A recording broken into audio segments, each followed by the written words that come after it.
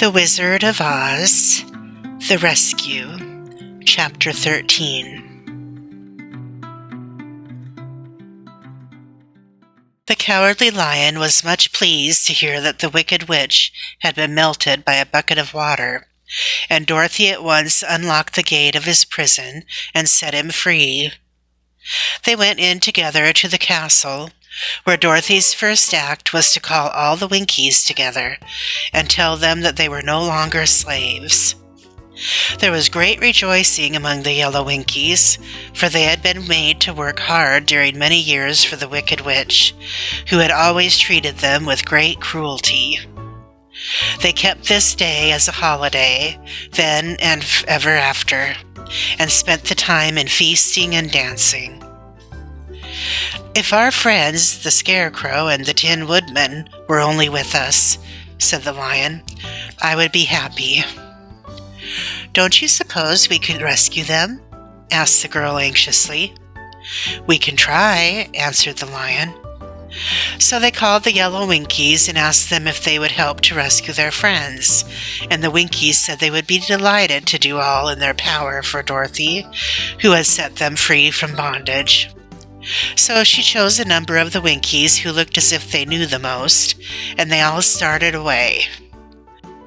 They traveled that day and part of the next until they came to the rocky plain where the Tin Woodman lay, all battered and bent. His axe was near him, but the blade was rusted and the handle broken off short. The Winkies lifted him tenderly in their arms and carried him back to the yellow castle again, Dorothy shedding a few tears by the way at the sad plight of her old friend, and the Lion looking sober and sorry. When they reached the castle, Dorothy said to the Winkies, "Are any of your people tinsmiths?" "Oh, yes.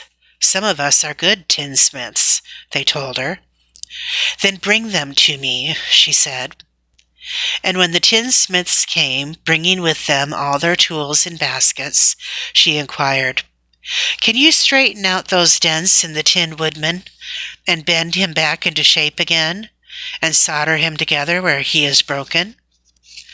The tinsmiths looked the Woodman over carefully, and then answered that they thought they could mend him so he would be as good as ever.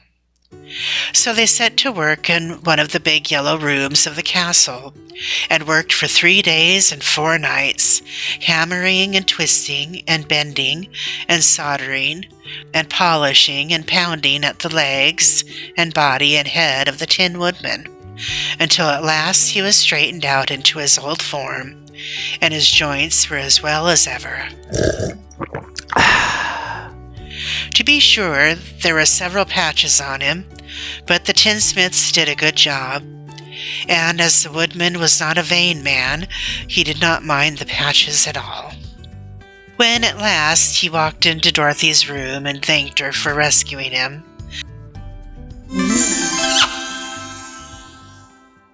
he was so pleased that he wept tears of joy, and Dorothy had to wipe every tear carefully from his face with her apron so his joints would not be rusted.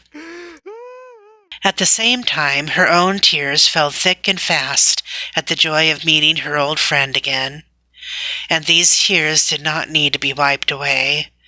As for the Lion, he wiped his eyes so often with the tip of his tail that it became quite wet, and he was obliged to go out into the courtyard and hold it in the sun till it dried.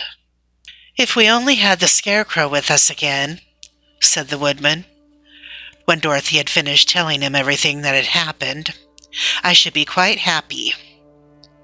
"We must try to find him," said the girl. So she called the Winkies to help her, and they walked all that day and part of the next until they came to the tall tree in the branches of which the winged monkeys had tossed the Scarecrow's clothes. It was a very tall tree, and the trunk was so smooth that no one could climb it. But the Woodman said at once, "I'll chop it down, and then we can get the Scarecrow's clothes." Now while the tinsmiths had been at work mending the Woodman himself, Another of the Winkies, who was a goldsmith, had made an axe handle of solid gold and fitted it to the woodman's axe, instead of the old broken handle.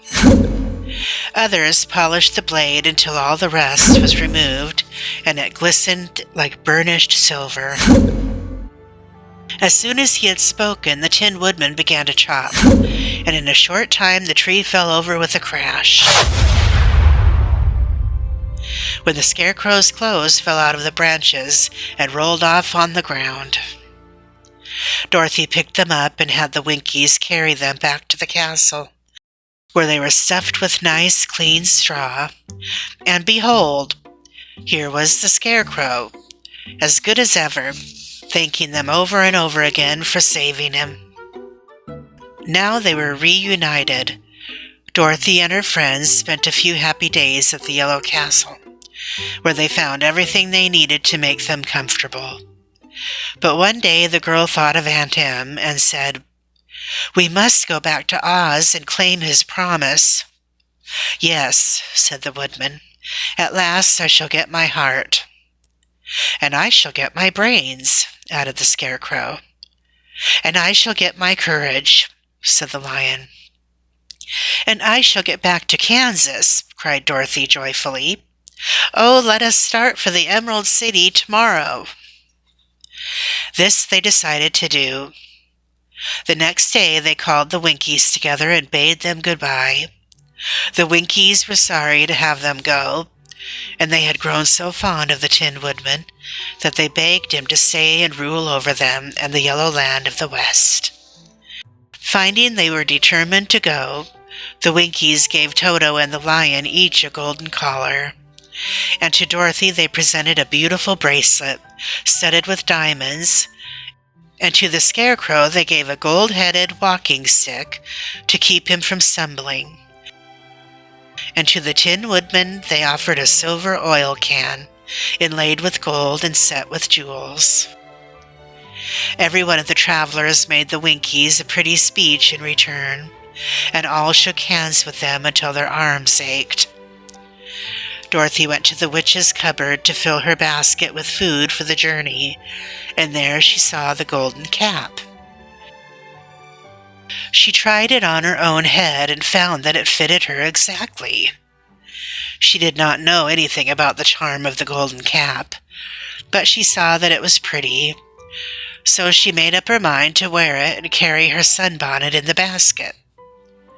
Then, being prepared for the journey, they all started for the Emerald City, and the Winkies gave them 3 cheers and many good wishes to carry with them.